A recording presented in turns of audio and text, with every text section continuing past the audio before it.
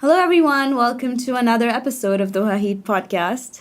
Today, I have somebody from Qatar National Library with me, actually. And because I love libraries, I'm very excited about this interview. I love books, I love libraries. I've spent a major part of my childhood in libraries. So I'm very excited to introduce Dr. James Onley to you. He is a historian in the Qatar National Library, and you also work with the Qatar Digital Library, which we will talk about later on in the show. So tell us a little bit about yourself. Well, it's great to be on the show. Thank you for having me. I'm Canadian, and then I did my doctorate in the UK at Oxford on Gulf history. It was a study of merchant families in Bahrain in the 19th century. And then I was a university professor until very recently when I was invited to become the Director of Historical Research and Partnerships at the Qatar National Library.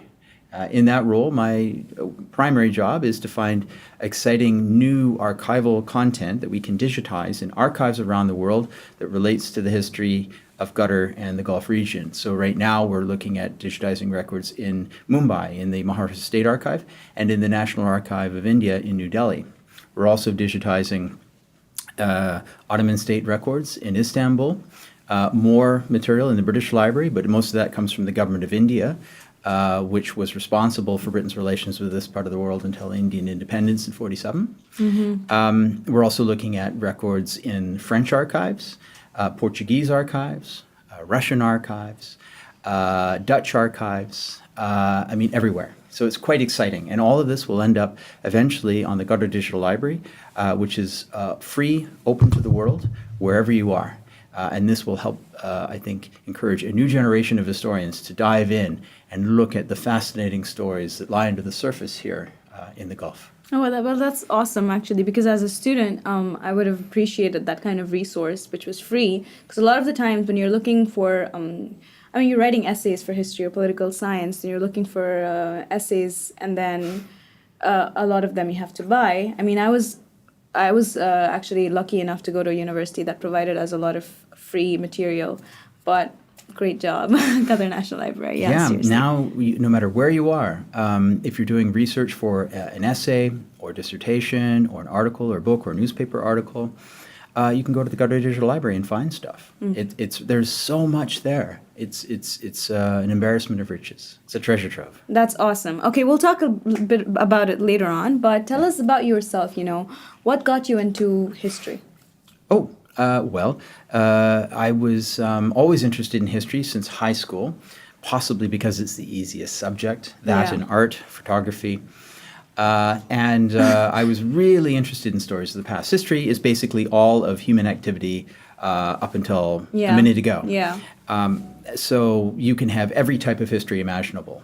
Scientific history, environmental history, political history, cultural history, social history, economic history, financial history, you name it. Yeah. And so I became interested in the past and about patterns, fantastic stories. History, when written really well, is absolutely enthralling. It's like good fiction, good literature. I just really enjoyed the stories. And when accompanied by travel, when you go to these places as well, it really deepens your understanding of the world around you. And I'm a citizen of the world, right? I'm Canadian, but I'm really a citizen of the world. So then, being in the Canadian Army 30 years ago, I had the opportunity to serve as a peacekeeper at the end of the Iran-Iraq War in 1988. So I served for half a year as a ceasefire observer. And what does that entail? What do you do as a ceasefire observer? We're stationed along the front line, and our job is to report on ceasefire violations between Iran and Iran. Okay. So everybody's there. It was just like World War I, with the trenches, with 100 meters between the trenches. And we would patrol the front line.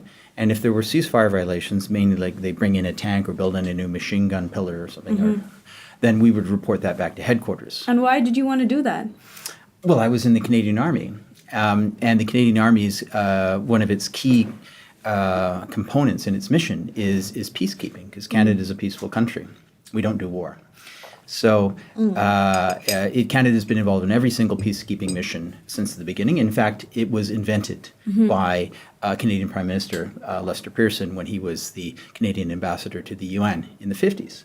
So it's very much part of the Canadian psyche, peacekeeping. So all Canadians try to help out with the UN in some way. And so that was my bit. When I came back, I was really fascinated with the history of the region, the culture. I fell in love with the Middle East.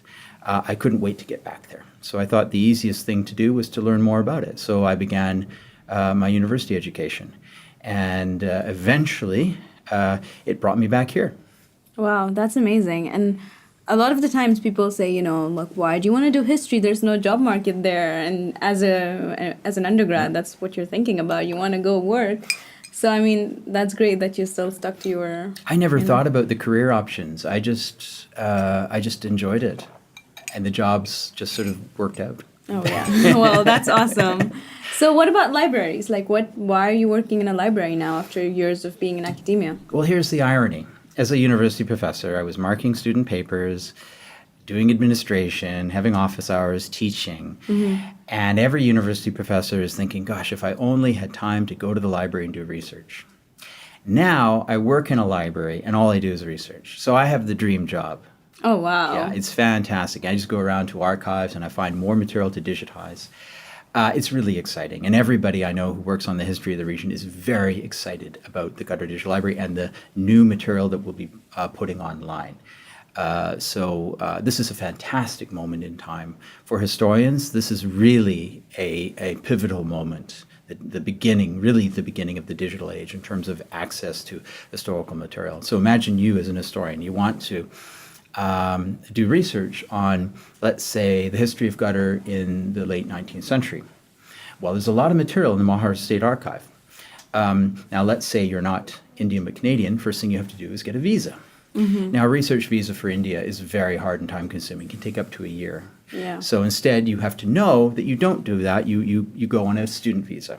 But then you have to fill in all this paperwork. You have to bring with you a letter from your employer saying you're here to do research. But then you have to go to the Canadian Consulate General in Mumbai, and then they will write a comparable letter from the Consulate General saying you're here to do research. Then you go into the archive where they take a photocopy of that letter or the original and a photocopy of your visa that says you're not there to do research, you're not allowed to do any work. And then you've got a letter that says you're there to do work. And they put it in a file, and then they give you a reader's pass to work in the archive. Now, how would you know all that? It's very hard. And then you have to begin the laborious task of looking for the material. And it's very dusty, it's very time-consuming. Sometimes the archive opens late, closes early, sometimes the staff are on strike. You could be there for weeks, months, before you find what you're looking for. Now, with the Qatar Digital Library, you don't even have to leave home. All you need is a computer and an internet connection, and you can just search and you can find what you need in seconds, right? Wow. Yeah. So this is the difference I'm talking about. So before, people would think, oh, I'm not going to go to India. It's just too much effort, too much money, too much time. Now, India will come to you. Wow. So is this like the biggest sort of digitizing effort ever done around the world? We are the largest digital repository on the Middle East. Although our primary focus is the Gulf region, broadly defined. So that is the Arabian Peninsula, southern Iraq, southern Iran, and its connections with the wider world. So there was a lot of trade with India, for example, East Africa.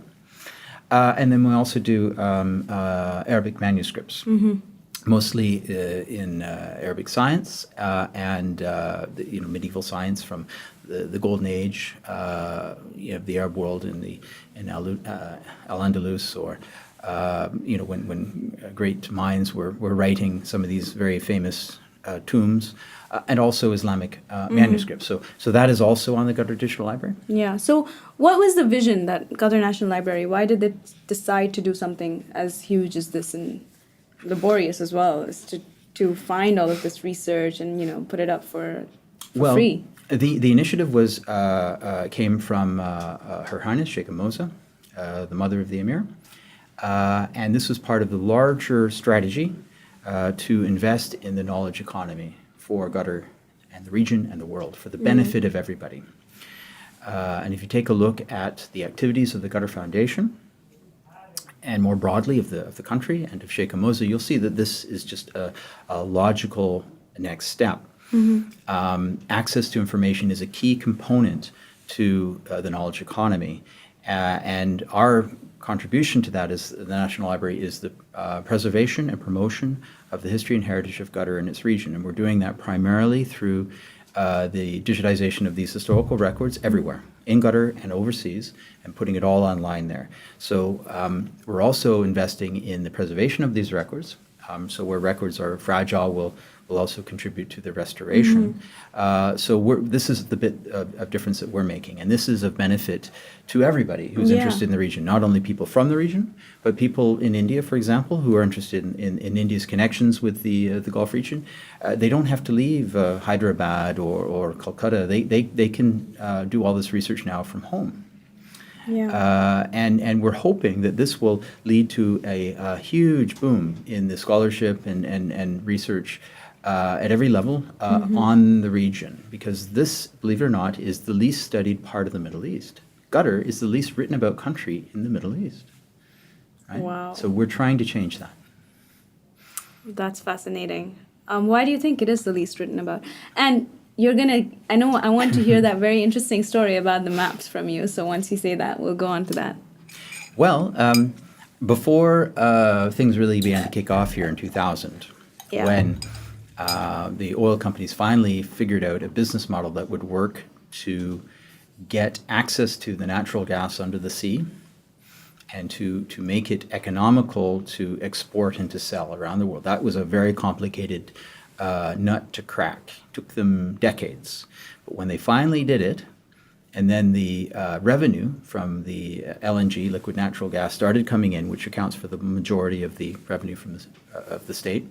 When that began to come online in 2000, then this place began to be transformed. And you began to see what is now known as West Bay, with all these incredible towers. Looks like Dubai or any other modern metropolis, Singapore, and Vancouver. Right? But before 2000, Doha was largely, stuck in the past, a sleepy town. A lot of the buildings were built in the 50s and 60s. Not much, it appeared, was happening. It was a very quiet country, not much going on. And it didn't capture the imagination of people. But little did they know that, in fact, there was a lot that happened here in the past, but people hadn't written about it, and they didn't know about it. So there was a misperception that Doha was dull, and Qatar was just, some forgotten corner of the world where nothing happened. But now, new scholarship is coming to light, new books are coming out, and we're beginning to see that Qatar has a fascinating history. Incredible intrigues, wars, battles, major events. The stuff of Hollywood, right? Wow. And we can find all of this information online on your digital. If you know what to look for, historians do, and that's what we want to do, is engage the historians and the scholars. They know what to look for, they'll write it up, and then we are also going to have a publishing program to publish these works with Q&L Press, shedding new light on the history of this country. And then people will begin to see, wow, Qatar has a fantastic story to tell. And Hollywood will take notice and go, hey, we should make a movie about this. Oh, really? Yeah, Awesome. Really fascinating stuff. So there's a story that you just told me before we came in about Qatar missing from the map for a period of time. So do you want to tell our listeners a little bit about that? Yes, the map mystery. Well, people interested in the history of Qatar will notice, if you're looking at the history of the country on maps, Qatar is there, and we have Portuguese maps, for example, from the 1500s, when the Portuguese Empire was around, based out of Goa, and they mapped the region. There's Qatar, it's very clear. And then in the 1600s, suddenly Qatar disappears, and on European maps, Western maps of the region, Qatar does not appear at all. It's just the coast is flat between the Emirates all the way up to Kuwait. And this has always puzzled people. And then in around 1808, early 19th century, it reappears. Right? And this has puzzled people. We don't know why. And I think there's an explanation, a plausible explanation. We don't have evidence for this, but we can put together, much like a detective, a plausible explanation. Okay, so it's your theory. This your is my theory. patented theory. So is gutter really missing? If you look on the map, the place names are there. Well, wait a minute. If the place names are there, then gutter didn't disappear. So then why is the peninsula drawn as a flat line? And I think the answer is this, is that these maps, most of these maps, were based off of a cartographer's impression of what the region looked like. European cartographers who came here, the most famous of whom was Christian Niebuhr. And they didn't come to the southern coast, primarily because the coast is shallow. If you go up to some of the beaches north of Doha, you have to walk out a kilometer or more before you're up to your neck in water. A ship could only get to maybe within 3 miles of the coast. There's all sorts of reefs. It's dangerous. So the answer is that European ships didn't come here. They didn't come to the Eastern Arabia at all because it was too shallow. So they couldn't see it physically with their eyes. The only people who could are people in smaller boats, local boats, dhows. They could. So European cartographers instead interviewed local sea captains, and they would say, what is the coast of Eastern Arabia like? Can you describe it for me? Now, to a sea captain in the past, they would view the coast much in the same way you would if you're on a boat and you just see the coast going by. All right? Even if you go around a corner, it still appears all as a straight line to you, right? And that is how local maps were drawn. So in their descriptions of what the coast looked like, the contours of the peninsula was literally lost in translation. The Europeans were completely unaware that there was this because it wasn't interpreted or drawn in that way by local sea captains. That's fascinating. Yeah. And I think you mentioned that there are other theories about it sinking in water and well, there were theories, that maybe it was underwater. Wow. We don't know. So because there's a lack of evidence. But hopefully with new material coming onto the Qatar Digital Library, including maps, by the way, and we'll begin to fill in a lot of the blank spaces. And if you, like analogies, if you think of gutter, as missing on that map, Yeah. The Qatar Digital Library will help fill in all of these blank spaces. That's fascinating. So, how can our listeners, how easy it is it to go to the digital library and find all of this information? Is there like a 2-step tutorial, or what is it? Like, how do we do it? Very simple. Just go to qdl.qa. That's it. And you have the current version of the QDL. We're going to be improving it in future. We'll give you 2 pathways. One, expert articles, and the other is the actual historical material. The expert articles are guides. They give you illustrations of what you can find, the treasures that await you, that await discovery. So there'll be an example of this file and tells this story, and then the curator or archivist who wrote that expert article will explain, well, this is what you can find in this article, this is, or this file, this record, or this photograph, or this map, and talk about the significance of it and show people how to interpret this material. Then you can go into the other side, which is the articles, the records themselves. Now, it's set up much like a Google search, so you can just type in a keyword like gutter, but you'll be inundated. You'll get tens of thousands, hundreds of thousands of hits, right? You use information overload. So you need to learn how to use the tools that can fine-tune your search. So one of my favorite fine-tuning tools is the timeline or time bar.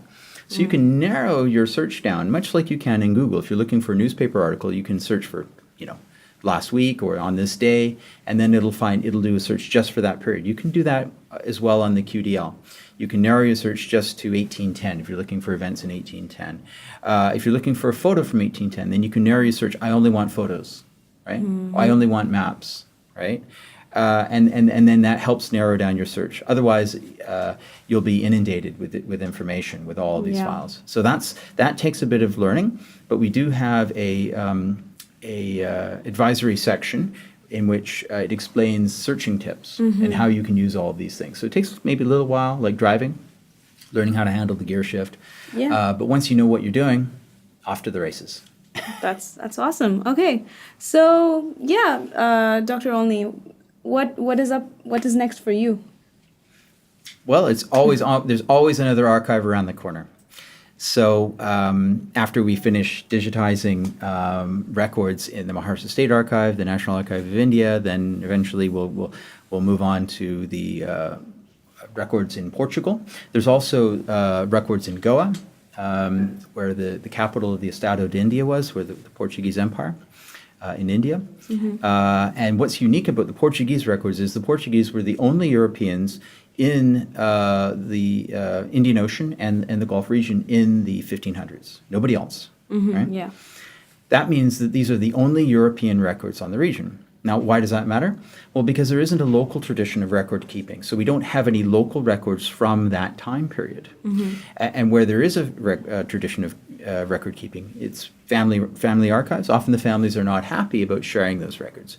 The environment is another issue. If you leave a piece of paper around, it'll deteriorate because of the humidity and so on. So it's unlikely that we'll have archival material from the 1500s, even if there were local records that would have deteriorated.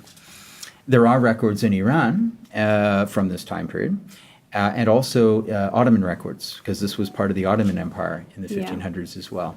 And we are going to be looking for those in time. But these are the only European accounts. So we'll move on to the Portuguese records and see what stories they have to tell. We have the Dutch records already, but we have to put those online. This covers the 16 and 1700s. Then we'll be moving on to the French records too. That covers again, up until around 1800. No, actually it comes 1700s all the way up to the present. I'm sorry. And again, that's a French perspective. So if you compare archival research to, I don't know, eyewitness accounts to a traffic accident or map and compass, whenever you're doing a map and compass, you're trying to find out where you are on the map, and you have your compass. You do something called triangulation, right? So you take a bearing, and then you draw a line on the map, and you say, okay, we're somewhere along this line. Now you have to take another bearing over there, and then you draw a line, and then we're somewhere around where those two lines meet, but we're not exactly sure. So then you do another bearing over there, and then you form, the three lines form a triangle. Now you know you're in the middle of the triangle. That's why they call it triangulation. Okay. And that's why it's so important to have more than one archival source as an historian. You need multiple sources, archival, oral history, these sorts of things, to triangulate.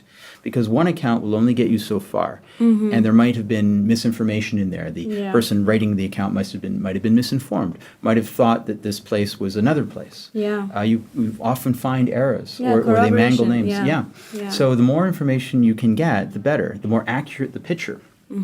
And that's what the Qatar Digital Library is trying to do, is to provide multiple sources on the same thing so that we can arrive at a very accurate impression of that event or historical issue or subject in the past. So do you have a lot of like eureka moments in your job? Yeah. I mean, now you can. Before, it'd be the culmination of months of laborious work, going over page after page after page. Now you don't have to do that. All the records are OCR'd, optical character recognition. You just type in the keyword and there it is. Wow. And you can find new stuff all the time. It's fascinating. So for example, these records are mostly a legacy of imperial involvement in the region, imperial rivalry, and they were interested in politics. Well, what about other things like earthquakes? This is an example I sometimes give. Well, they're not there to monitor earthquakes. There isn't going to be necessarily a file on earthquakes. Yeah. However, if an earthquake happened, they would probably write it in a report. Oh, there was an earthquake, and the governor's palace fell down. Yeah. So they'll make a note of that, right? Well, now you can search for earthquakes, and suddenly there's all this information that would have taken you a lifetime to find. You can find in seconds. And now you can go, oh, there was an earthquake in this year, in this year, in this year, in this year, in this year, in these locations. Now you can map that. Now you have an earthquake map and time chart for the region. Very easy. Yeah, very true. And that is really important for the study of the earth, of the environment. You can look at climate change, all sorts of things, famines, droughts. I mean, the possibilities are endless. Yeah. And I remember, I think you had your 4th year anniversary already, or are you going to be having it very soon, the Qatar Digital Library? Oh, our 4th. Yeah. 40th. Fourth. Oh, I said I'll look forward yeah. to that. Yes. Yes, it was launched in October 2014. Yeah. I was actually lucky to be there at the British Library. There were 2 launches, one here and one in London. And that was the commencement of this new age of exploration. I mean, this is comparable to landing a man on the moon. I mean, really, Yeah. for historians. I mean, other people working on solving historians, mysteries it's like, of, like curing cancer might look at what we're doing and you think, oh, come on, that's not a major thing. No, but I for understand, historians and yeah. people knowing about the past, I mean, this ties into the fundamental aspects of who we are. Yeah. The more we understand about our own past, the more we understand about ourselves in the present. Very true. Okay, well, congratulations on 4 years, and may you guys have many more to come. I'm sure you do. This is amazing what you guys are doing, and thank you so much for being on our show. How can our listeners reach out to you? Well, the Qatar Digital Library is online, but the QNL, the Qatar National Library, is in Education City. And that is got to be seen to be believed. It is not just a library. It's a community center. It is the cultural and intellectual center of Doha. Come and hang out. We have a cafe, we have a restaurant. Come for breakfast, come for lunch, come for dinner, come for a concert, come for a workshop, come for a lecture, come for a conference. I mean, we have all of these things. I mean, just the last 2 days, we had the annual robotic fair, and all these high school kids were there competing. Yeah, I mean, I've it's heard you guys amazing. have hundreds of events a week. It's closer to like 3 million. It's crazy. I mean, I don't know what's going on. I come in and there's suddenly the Yeah. place is full of people. It's exciting. We have bean bags. Come and hang out in our bean bags or our bubble chairs. I love those. They hang down from the ceiling. Oh, yes, I love those are them. great. Right, very nice. And we have exhibitions. So we're also a museum. We're all of these things in one. We have a children's library. If you have kids, it's like a daycare. Come. We have something for everybody. Yeah. And that's great because right now I think it's very important for us, not just because my 90s generation, we value books because that was kind of our entertainment when we were kids. Especially for me, my parents did not let me watch television, but they would encourage me to read books. And now they're like, we created a monster because now that's all I do. But at that time, I mean, that was my only entertainment. But right now, it's great to see an initiative that's actually encouraging reading habits again, because it's very important. And because I know how much I've transformed because of my reading habits. So it's like, great job. Yeah, well, our mission statement Yeah. of the library is to nurture the human soul and to encourage discovery. Really, discovery. This is the place for discoveries. It's fantastic. So do come. You'll love it. Books is a key part of it, but not the only part. Yeah. And you might not have realized this, but when you walk into the library, I know on the outside it looks like a spaceship, but when you walk into it, you're right in the heart of the library. And the idea of Rem Koolhaas, the architect, was that you were in the middle of an amphitheater, right? From ancient Rome in Greece, where they would have the games and events and things like this. And that's where you are. That's where the information desk is. All of the bookshelves and the stacks that surround you go up in tiers around you. You're in the middle of it, and you look around and survey the scene, and it's dramatic. Yes. It really is dramatic. So as an architectural experience, the library is really impressive and worth a visit on its own. Yeah, I love that. I love your cafes, I love your books, I love your restaurant, everything. Well, I look forward to seeing you there again soon. Awesome. See you. And our listeners can come see you as well and hang out with you, yeah? Absolutely. Awesome. Okay, thank you so much for being on our show. Enjoyed it very much. All the best. Thank you very much. Thank you guys for listening. I hope you have a great week and see you next week. Bye-bye.